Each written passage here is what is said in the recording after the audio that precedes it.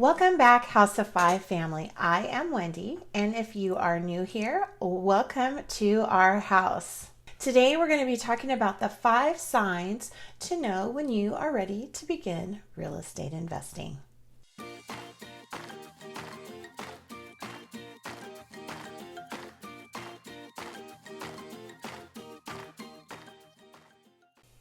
If you've been following our story, you know that recently we began investing in real estate.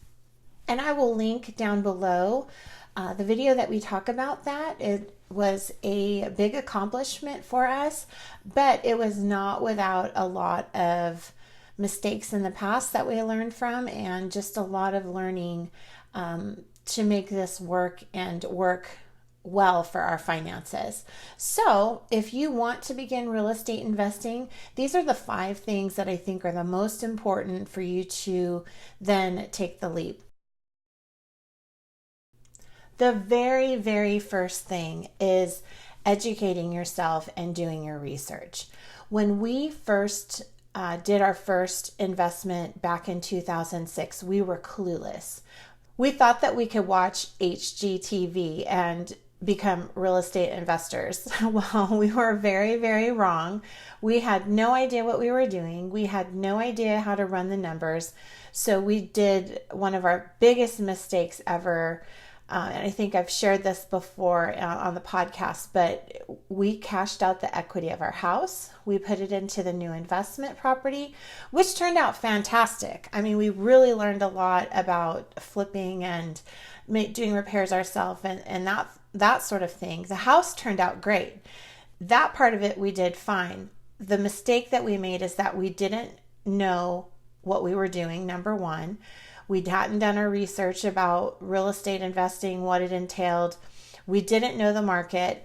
We didn't know that the bubble was getting ready to burst. Had we done our research, we would have known that the market was getting ready to burst. So we finished the house. We had cashed out all the equity. We had put it up for sale. We got 3 offers. And had we gotten any one of those 3 offers, we wouldn't have been in as big a trouble as we were. However, every single offer fell through and then nothing.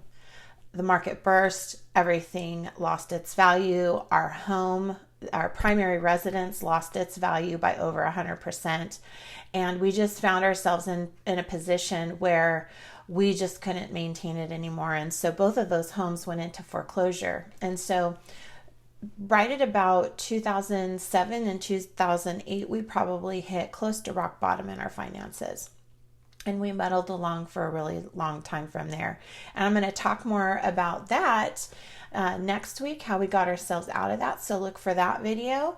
And if you want to know kind of the strategies that we took, that's in a previous video that I'll link in the notes as well. So let's dive into what we're here to talk about today, and that is the 5 signs that you are ready to begin real estate investing. So again, the number 1 is your research. Know your market, know the terminology, know what the numbers should be and what the numbers are. Also, you need to know the type of investing that you want to do. Do you want to do a buy and hold where you buy it and rent it out? Do you want to do a BRRRR where you buy something, then you renovate it and you rent it out, and then you refinance and then take the money out and start the whole process over again?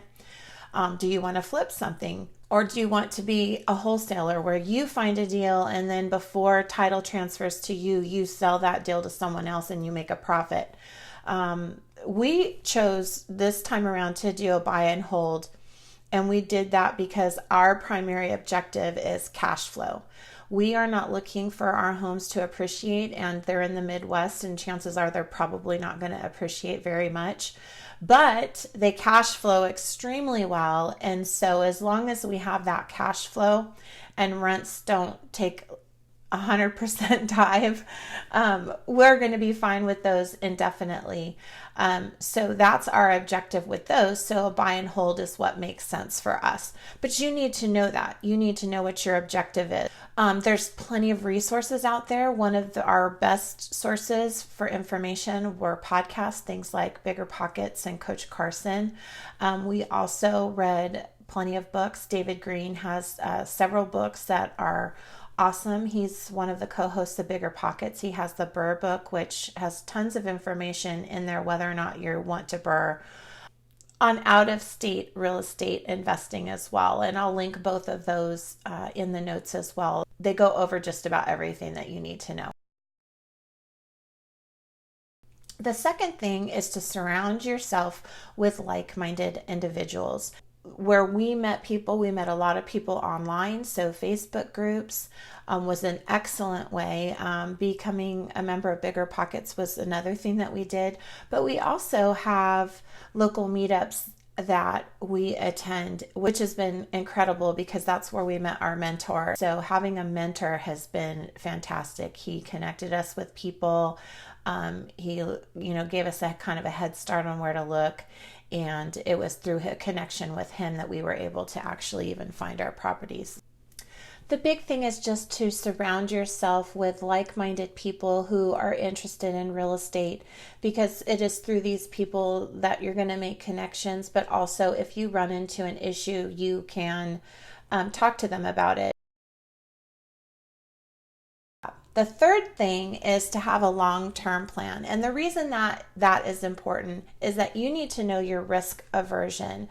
So for instance, for us, as I talked about in the beginning, our long-term goal is simply cash flow. So for us, if the market crashes again, that's not as big of a deal because we know that the rents are going to cover that depreciation in the house, and we intend to hold those houses long into retirement. So that's our risk aversion, particularly given what had happened to us in the past.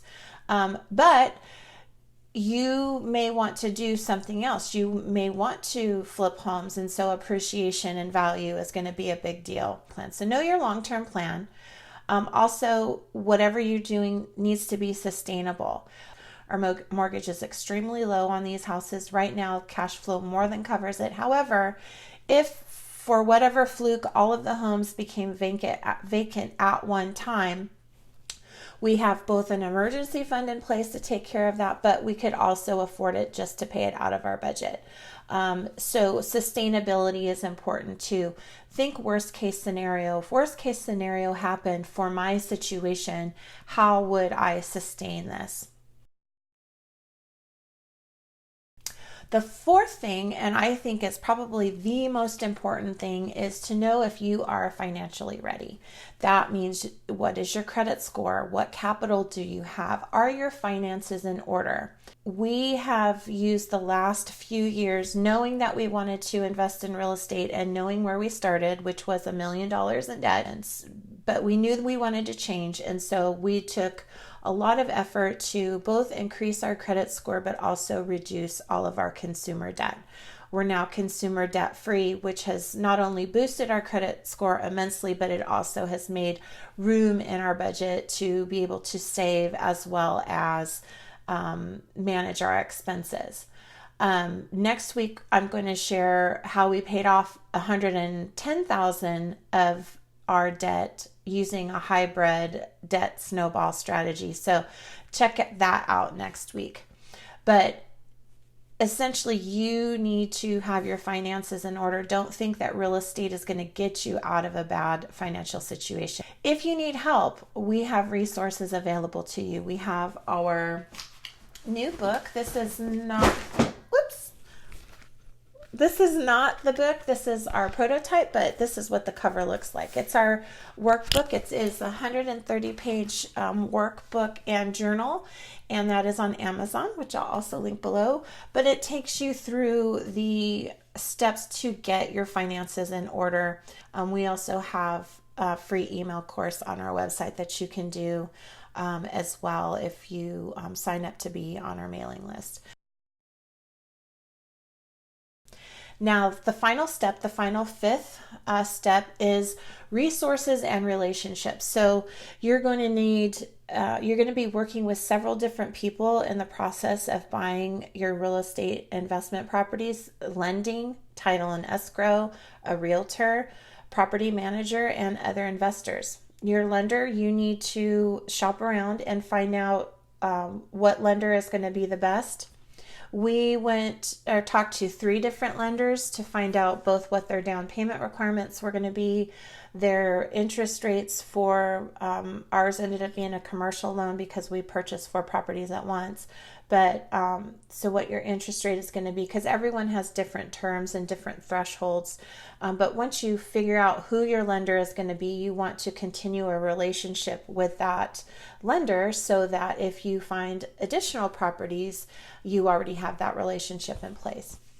Every state is different as far as title and escrow goes and whether or not you need an attorney or not. So know that. We reached out to a title and escrow company in where our investment properties are located, and I have some relationships with escrow officers here due to being a realtor. And all I had to do was pick up the phone and say, hey, I've got this going on, and if I had any questions, they were super helpful. Also have a good realtor. I would suggest when you're picking a realtor that you pick one that already has experience in investment properties, because this person is sometimes going to be your eyes on the ground. We have never stepped foot in our rental properties, but our realtor has, and they know, what the condition of the home is, whether or not it's going to be a good investment property for us. Having a good one is invaluable. So I would not take on a realtor unless they were either investors themselves or they had some significant experience working with other investors. If you do not intend to manage these homes yourself, we do not, because they are in another state. So again, we need someone with feet on the ground. And so we have a relationship with the property manager. They happen to be the same property managers that were in place before we purchased the homes, which worked out great because they already knew the homes, they already know the tenants, and it's been a really great relationship. And then the final resource that I would suggest having, again, as I mentioned before, is other investors. Other investors are going to be people who might send you deals. Maybe it's something that they're going to pass on, but they know that you might be interested in it. They can connect you with the other relationships that you should have when you're investing. They just become an invaluable resource, and we're so grateful to have our resources because we have contacted them and reached out to them many times already, even in our very, very short investing time with these properties. So I would just encourage you, if you want to real estate invest, I think that's amazing. I think that's great. I do think real estate is one of the best ways to provide yourself with passive income. Well, passive depends, on your situation, but provide you with income well into retirement. And keep us posted. We want to know. We want to know how you're doing, how you're succeeding. Even if you're having issues, we want to know those as well. We will be sharing in an upcoming video our progress. We're going to share the good, the bad, the ugly, because I think people need to be transparent and not sell things through rose-colored glasses, because there's going to be hiccups along the way. So if you like this video, please subscribe. That is how YouTube knows that you like what I'm putting out. And buy our book. Or if you know someone that can benefit, please share that with them. Our goal is to help as many people become debt-free and financially independent as possible. All right, everybody, take care. A book on out-of-state real investing. on out-of-state real investing. On out-of-state real estate. Which is when you buy it, then you rehab it.